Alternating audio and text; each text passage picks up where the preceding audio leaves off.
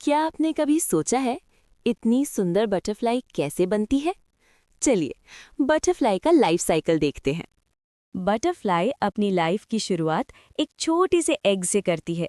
ये एग पत्ते पर होता है। एग से एक कैटरपिलर निकलता है जिसे लार्वा भी कहते हैं। ये बहुत ज्यादा पत्ते खाता है और धीरे धीरे बड़ा होता जाता है। जब कैटरपिलर काफी बड़ा हो जाता है तो वो एक जगह लटक जाता है और क्रिसिलिस बना लेता है। इस स्टेज को प्यूपा स्टेज कहते हैं। इस दौरान अंदर पूरी बॉडी बदल रही होती है। कुछ दिन बाद क्रिसिलिस टूटता है और उसके अंदर से एक सुंदर अडल्ट बटरफ्लाई निकलती है। उसके पंख धीरे धीरे सूखते हैं और फिर वो आसमान में उड़ने लगती है। एक एग से पूरी तरह से तैयार बटरफ्लाई बनने में लगभग 3 से 6 हफ्ते यानी 21 से 42 दिन लगते हैं। लेकिन ये समय बटरफ्लाई की स्पीशीज यानी प्रजाति पर निर्भर करता है।